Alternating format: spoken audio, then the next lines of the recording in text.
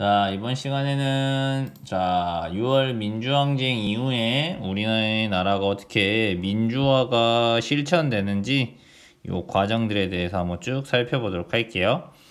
6월 민주항쟁의 결과 6.29 민주화 선언이 발표되고 그에 따라서 제일 중요한 게 바로 뭐가 실시되었다? 1987년에 대통령 선거는 직선제. 그치. 다시 한번 직선제는 국민이 직접 대통령을 뽑는 것이다 라는 것이죠. 자, 여기 보면 13대 대통령 선거 후보들의 홍보 현수막이 나와 있네요. 여기 보시면 기호 1번 노태우, 그치? 그 다음 기호 2번 김영삼, 기호 3번 김대중, 기호 4번 김종필 이렇게 나와 있네요. 그쵸? 이 당시 이제 유력한 정치인들이죠. 그래서 이것은 국민들이 선거로 대통령을 뽑았던 1971년 제7대 대통령 선거 이후 무려 16년 만의 일이었다. 수많은 시민과 학생들이 바로 군사 독재를 끝내고 민주화를 이루고자 노력한 결과였다. 자, 그냥 얻어지는 게 아니라 꼭 기억해야 되겠죠. 바로 수많은 사람들의 민주화를 이루고자 노력한 결과. 대통령 직선제는 당연히 오늘날까지 계속 시행되고 있죠. 이렇게 15대 대통령 선거 투표사표 이렇게 줄 서 있고, 여러분도 혹시 이번 대통령 선거 부모님 따라서 혹시 가보셨나요? 코로나 때문에 이번에 많이 따라온 어린이들은 많이 못 봤던 것 같아. 그지? 여러분도 크면 할 수 있을 거예요. 그 다음 여기 보시면 제19대 대통령 선거 후보자 토론회에서 여기 보시면 대통령 후보들이 나와 있죠. 이렇게 해서 6월 민주항쟁의 결과 바로 대통령 직선제로 바로 선출된 대통령이다.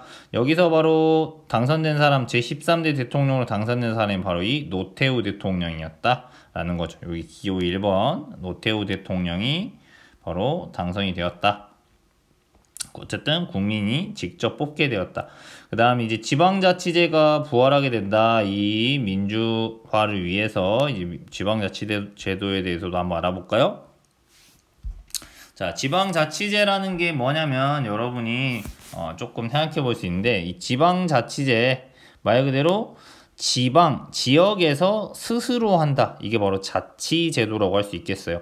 1952년에 처음 시행되었다가 5.16 군사정변, 그러니까 박정희 대통령이 군사정변 일으키고 폐지해버렸다는 거지.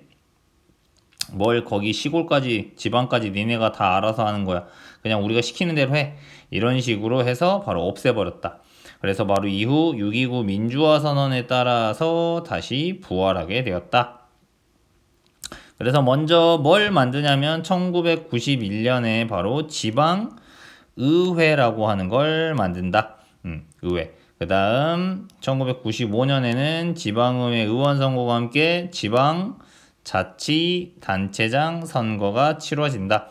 그럼 이걸 뭘 말하냐면 이걸 말하는 거야. 지방의회가 있지.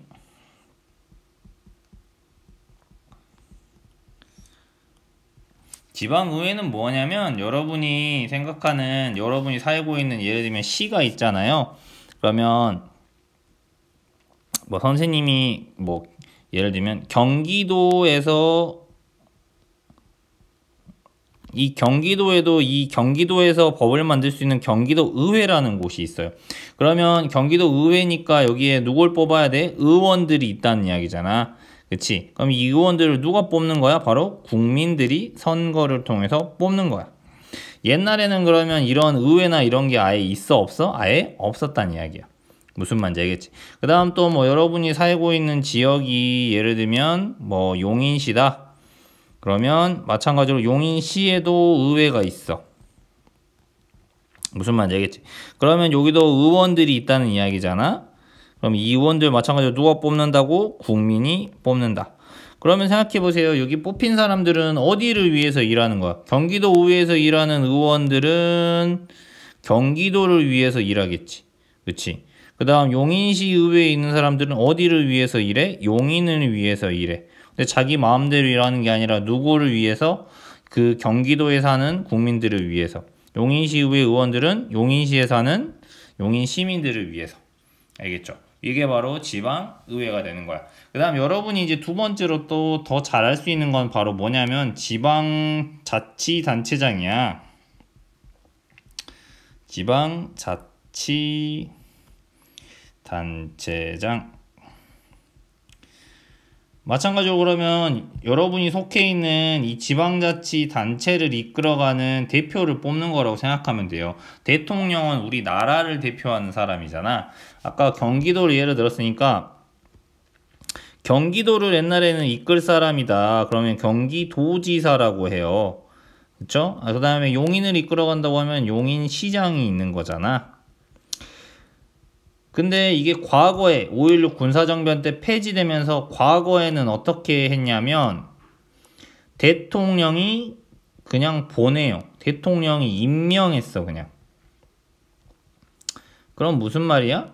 너 홍길동 너 가서 경기도지사 해. 이렇게. 변사또 너 가서 용인시장 해. 그러니까 경기도를 이끄는 사람인데 대통령이 그냥 마음대로 임명해버린 거고 용인시를 이끌어야 되는데 용인 시민들이 원하는 게 아니라 대통령이 그냥 꽂은 사람이 내려오는 거죠. 그러니까 이걸 없애고 그러면 이런 경기도지사나 용인시장도 누가 뽑아야 된다? 바로 그 지역에 사는 사람들이 뽑아야 된다. 그러면 경기도지사를 뽑으니까 누가 뽑아야 돼? 경기도에 사는 경기도민이 뽑아야겠지. 맞아? 경기도민이 누구 뽑아? 경기도지사 뽑아야겠지. 선거를 통해서. 이게 지방자치제도들. 그럼 용인시장은 누가 뽑아야 돼? 살고 있는 용인 시민이 뽑아야지. 맞아요? 성남에 사는 사람은 성남시장을 뽑는 거고 광주시에 사는 사람은 광주시장을 뽑아야 될 거 아니야? 요게 바로 지방자치제도다 라고 생각하면 돼요. 알겠죠? 네. 쉬워요. 뭐 어렵지 않습니다. 왜 여러분 전교 회장만 있는 게 아니라 여러분 학급 자치회, 학급별로 자치회에서 여러분 학급별로 회장 있고 부회장 있는 거, 학급별로 반장 있고 부회장 있는 거지. 알겠지? 지방자치제는 그래서 설명을 쭉 보시면 일정한 지역의 주민과 이로 선출된 지방의회 의원과 지방자치단체장이 해당 지역의 일을 스스로 처리하는 제도이다.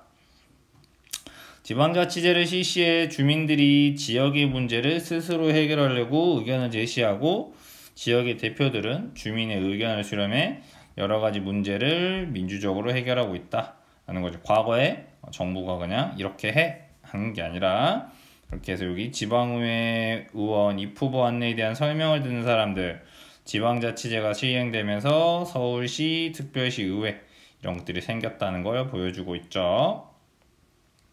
그 다음 우리 대통령 역대 대통령들이 나와 있네요. 그 다음 노태우 대통령 이후에는 14대 김영삼 대통령이 당선되죠. 아까 여기 있었던 사람이잖아, 그지? 노태우 대통령 당선되고 김영삼 대통령 당선되고 그 다음에 또 누가 당선돼요? 여기 김대중 대통령 당선되죠. 김종필 씨는 안타깝지만 대통령 못 해봤고요. 뭐 안타까울 일은 없는 것 같고 그 다음 노무현 대통령이 제16대 대통령이고요. 그 다음 이명박 대통령이 17대, 그 다음 제18대 대통령이 박근혜 대통령, 그 다음 19대 대통령이 문재인 대통령이었죠. 그리고 20대 대통령이 이번에 나왔죠. 여러분이 20대 대통령이 누구인지는 여기 밑에다가 한번 찾아서 적어보시면 좋을 것 같습니다. 자, 이렇게. 그 다음 민주주의의 발전을 위해서 또 이런 것도 생겼다는 거죠. 주민소환제라는 게 생겼다. 말 그대로 지역의 주민이 직접 선출한 지방의회 의원을 뽑았어. 지방자치단체장을 뽑았는데 이 사람이 일을 공정하지 않게 하고 지 맘대로 하는 거야. 주민들의 뜻에 어긋난 일을 하면 어떻게 될까? 예를 들면 이 사람들이 몇 년간 하냐면 4년간 하거든요.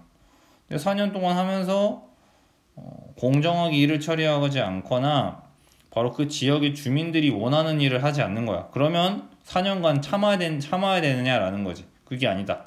그래서 주민소환제는 바로 자신들이 뽑았던 의원이나 단체장이라 할지라도 직무를 잘 수행하지 못했을 때는 주민들이 투표로 그들을 자리에서 물러나게 하는 제도, 그게 바로 주민소환제이다 라는 거죠. 미국, 독일, 일본 등 여러 나라에서 시행하고 있고 우리나라에서도 2007년 5월부터 지방자치단체장이나 의원을 상대로 시행하고 있다라는 것이죠. 그렇게 해서 실제로 우리나라에서도 이렇게 주민소환 투표라는 것이 이루어진 적이 있었다라고 생각해 주시면 되겠습니다. 알겠죠? 자, 이렇게 해서 우리 6월 민주항쟁 이후에 민주화 과정 크게 두 개의 대통령 직선제와 지방자치제도에 대해서 배워보았습니다.